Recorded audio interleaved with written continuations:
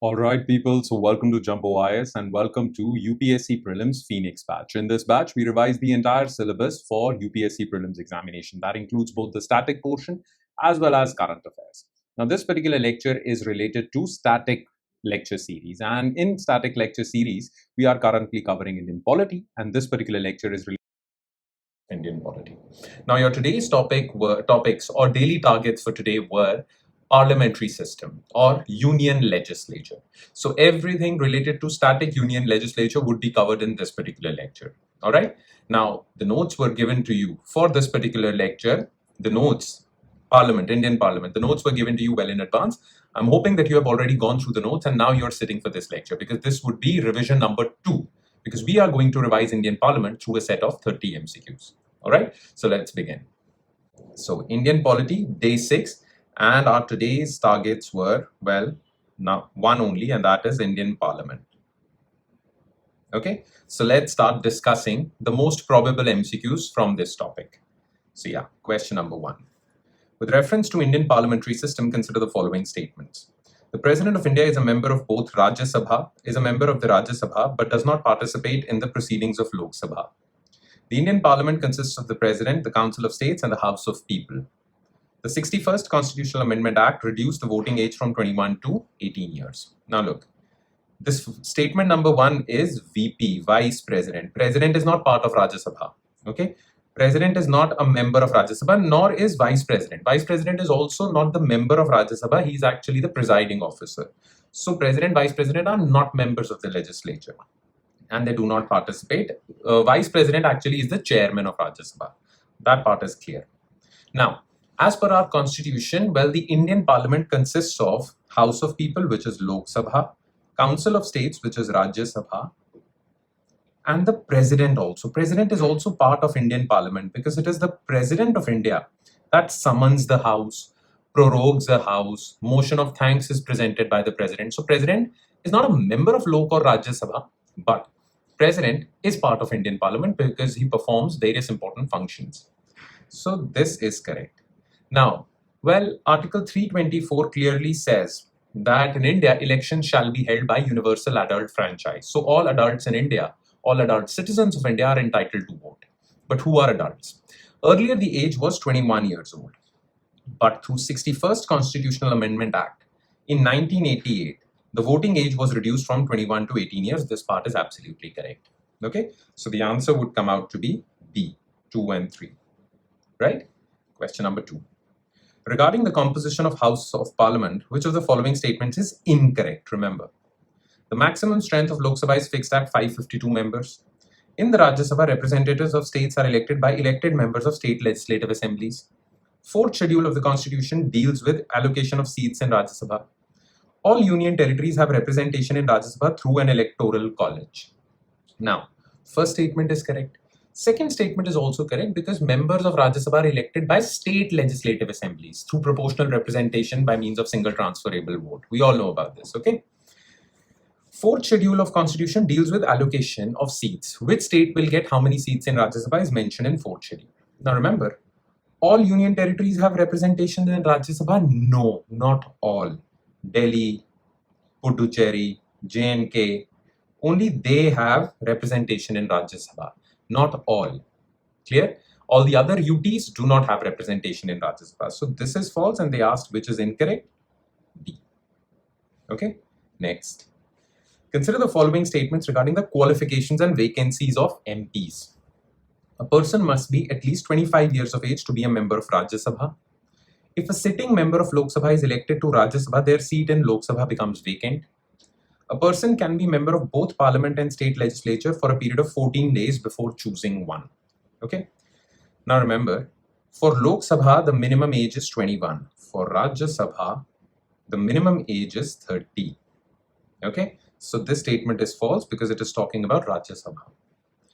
If a sitting member of Lok Sabha is elected to Rajya Sabha, then their seat in Lok Sabha falls vacant. If a sitting member of Rajya Sabha is elected to Lok Sabha, then Rajya Sabha seat gets vacant. So this is correct. Now, if an MLA also fights an election and becomes an MP, then which seat of his will become vacant? Well, he has the option to decide. he has 14 days, he or she. In 14 days, they have to decide from which seat they will file their resignation, whether they are going to give up their MLA seat or MP seat. Okay, this is generally they have 14 days. If they are not able to decide even after 14 days, then, well, MLA seat is finalized. Nonetheless, they have 14 days before choosing one. So this is also correct. The answer would come out to be B. Right? Next. Under the 10th schedule of the Indian Constitution, okay, 10th schedule, which deals with defection, the allegation on Raghav Chadha and his compatriots from Aam Aadmi Party currently who are joining BJP, it is related to 10th schedule only. So under 10th schedule of Indian Constitution, a member of House shall be disqualified for voluntarily giving up membership of political party on whose ticket they were elected, an independently elected member joining any political party after election, a nominated member joining a political party within the first 5 months of taking the seat. Now, the thing is that if you are a member, if you fought elections on a party ticket and now you're leaving that party, you will be disqualified under defection. But if you fought elections not on any ticket of any political party, you were independent. But after getting elected, you joined BJP, Congress, or TMC or anything. Okay, then you will be disqualified. But if you are nominated, there are 12 nominated members in Rajya Sabha. If you're a nominated member, surely you're not from any political party. Now you have till 6 months to decide which political party you want to join. After 6 months, if you join any political party, then your seat becomes vacant. You are disqualified under defection. So nominated member joining party within first 5 months, no, he's not disqualified, he or she, after 6 months. So 1 and 2 only. Remember this third point, it is important. Question number 5. Consider the following statements regarding the Speaker of Lok Sabha. Speaker remains in office even after the Lok Sabha is dissolved until the newly elected Lok Sabha meets. The Speaker's decision on whether a bill is a money bill is final and cannot be questioned in a law or in any court. While a resolution for their removal is under consideration, the Speaker cannot vote in the House. Okay. Now look, yes, first statement is absolutely correct. As soon as Lok Sabha is dissolved, the Speaker does not vacate their office. The Speaker remains in office until the new Lok Sabha meets, until the first session of new Lok Sabha, the newly elected Lok Sabha is held. So this is correct. Speaker decision. Now you all know about money bills, those which are related to receipts and expenditure with respect to Consolidated Fund of India or debt raised on Consolidated Fund of India. It is mentioned in Article 110. Now, for money bill, Lok Sabha has way more powers than Rajya Sabha. Therefore, whether a bill is a money bill or not is a very contentious issue, because sometimes ruling party is in power because it has numbers in Lok Sabha, but sometimes the ruling dispensation might not have numbers in Rajya Sabha. Now they want to pass a bill, and they know that if they'll take this bill to Rajya Sabha, it will get defeated. So they categorize it as money bill and pass it from Lok Sabha only. Sometimes that is why the definition of money bill or whether a bill is a money bill is a contentious issue. Okay. Now, who will decide whether a bill is a money bill? It is up to the Speaker, and his decision, his or her decision, is final, cannot be questioned in any court. Okay. And sometimes the Speaker is a member of ruling party, and that is why his decision is also questioned by opposition party members, but they can't do anything about it. They can only raise issue. So yes. Now, while a resolution for the removal of Speaker is under consideration, in that resolution, the Speaker won't be the presiding officer. Deputy Speaker would be the presiding officer. The Speaker would sit as an ordinary member, ordinary MP. He can vote in the first instance like an ordinary MP, but cannot casting vote, the tiebreaker vote. So this is not true that he cannot vote. He can vote, but not the casting vote. Okay, so this is false. Cannot vote is not there. Casting vote is not there. Cannot vote is, he can vote. Casting vote, no. So B. Okay, next. With reference to Chairman of Rajya Sabha, consider the following. Unlike the Speaker of Lok Sabha, the Chairman is not a member of House they preside over. The Chairman of Rajya Sabha has the power to preside over a joint sitting of both houses in the absence of Speaker. The chairman can be removed from their office only if they are removed from the office of vice president. So, unlike the Speaker of the House, Lok Sabha, the chairman is not a member of House they preside over. Absolutely correct. Speaker is an MP. Chairman is VP, Vice President. So, first statement is correct. Chairman of Rajya Sabha has the power to preside over joint sitting. If there is a joint sitting of both Lok Sabha and Rajya Sabha, Speaker will preside. And in his absence, Deputy Speaker will preside, not the chairman. Okay? The chairman can be removed from their office only if they are removed from the office of Vice President. Absolutely correct. Because Vice President of India is the ex officio chairman of Rajya Sabha. What does ex officio means? That because he is Vice President, he shall serve as chairman of Rajya Sabha. Okay? It is the power of his office. So as long as any person is VP, they will be chairman of Rajya Sabha.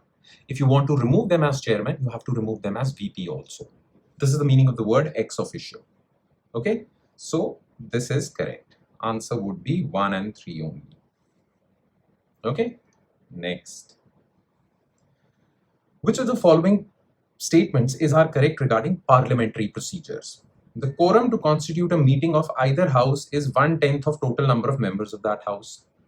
The term of Lok Sabha can be extended during national emergency by law of parliament for 1 year at a time for any length of time. Decisions on disqualifications under 10th schedule, which is defection, are made by the president in consultation with election commission. Now, how many members should be there? How many minimum number of members should be there so that a session of Lok Sabha or Rajya Sabha can begin? So, for a session to begin or for a sitting to begin, there needs to be 1/10 members present there. If there are only 2 people sitting in Lok Sabha, you can't begin a session. At least 1/10 should be sitting there. This is the quorum, and this is correct. And that is for both houses. The term of Lok Sabha can be extended. Generally, the term of Lok Sabha is 5 years, but it can be extended 1 year at a time during national emergency. Absolutely correct. What Indira Gandhi also did. Now, whether an MP is guilty of defection, whether Raghav Chadda is guilty of defection or not, the decision shall be taken by Speaker, not President. It is the prerogative of Speaker. Okay, so 1 and 2 only. Okay, next. Consider the following statements. The Speaker pro tem is usually the senior most member of Lok Sabha and is appointed by the President. Since 11th Lok Sabha, there has been a consensus that Deputy Speaker comes from the main opposition party. Salaries and allowances of the Speaker and Deputy Speaker are charged on Consolidated Fund of India. Now, listen to me carefully. The thing is, as soon as the new Lok Sabha is elected, okay, as soon as the new Lok Sabha is elected and it sits for its first sitting, in its first sitting, elections for the new speaker shall be held. But who will be the speaker for the first sitting? Okay, this is the first sitting in which elections would be held for the new speaker. But when the elections are going to be held, who shall preside over Lok Sabha? Well, that would be Speaker pro tem. And Speaker pro tem is generally, by consensus, the senior most member, by convention. Senior most member or MP is generally made Speaker pro tem. His job is to preside over the first sitting, in which elections for new speaker shall take place and the new speaker shall be elected. So yes, okay, appointed by President. Since 11th Lok Sabha, generally Speaker is from ruling party. And why is Speaker from ruling party? Because, well, Speaker is elected by the members of Lok Sabha and the ruling party has majority in Lok Sabha. So that is why Speaker is from ruling party, okay, because the majority party would, well, vote for their candidate. Now, earlier, even the Deputy Speaker was from ruling party, because again, for Deputy Speaker also, you need numbers and numbers are with ruling party. But this was considered a little wrong. That is why all members, all MPs decided, Lok Sabha decided that let's do this thing. From now on, well, Deputy Speaker shall be chosen from opposition party, so as to create a balance in Lok Sabha. There was a consensus between ruling and opposition parties. And since then, Deputy Speaker comes from the largest opposition party, okay, by consensus. It is not mentioned anywhere, not in constitution, not in rules of procedure. It is just simple convention. So yes, this is also correct. The salaries and allowances of speaker and deputy speaker are charged on Consolidated Fund of India. Absolutely correct. They are not subject to vote in the budget proceedings. So D. Okay. Next. With reference to sessions of Indian Parliament, consider the following statements. The President of India summons each House of Parliament on the recommendations of Cabinet Committee on Parliamentary Affairs. Adjournment sine die terminates the session of the House, whereas prorogation only terminates the sitting. The Constitution mandates that the gap between two sessions of Parliament cannot exceed 6 months. Now look, the President has the power to summon the House and prorogue, end the House, end the session. And the President has the power to dissolve Lok Sabha also. The President has this power to summon a session, prorogue a session, dissolve Lok Sabha. But we all know that President is bound by the aid and advice of Council of Ministers. Okay, the President cannot take his own decision, bound by aid and advice of Council of Ministers. Now, the Council of Ministers have created various cabinet committees. Cabinet Committee on Security, Cabinet Committee on Political Affairs, Cabinet Committee on Economic Affairs. Similarly, there is a Cabinet Committee on Parliamentary Affairs, which takes all decisions of the ruling party with respect to Parliament. They advise the President to summon, prorogue, or dissolve the House. Okay, so it is actually Cabinet Committee on Parliamentary Affairs, which is part of COM, which gives this advice. Absolutely correct. Now, as soon as the Speaker decides that no more business is left in this particular session of Lok Sabha, no more business is left. Okay, we have done everything we had to do. The Speaker shall issue adjournment sine die, that there is nothing to be done. We are ending the sitting. And once the Speaker has issued adjournment sine die, then the President issues prorogation. So adjournment sine die terminates the sitting. Prorogation terminates the session, finally by the President. So this is actually the opposite, false. Now, the Constitution says that parliamentary sessions should be held regularly and not more than 6 months of gap should be there between two sessions of Parliament. That is mentioned in the Constitution. Though actually, we have 3 sessions of Parliament: budget session, monsoon session, winter session. Okay, the gap is not more than 3 months actually. The Constitution says that it shouldn't exceed to more than 6 months. This is written in the Constitution. So 1 and 3. Okay, next.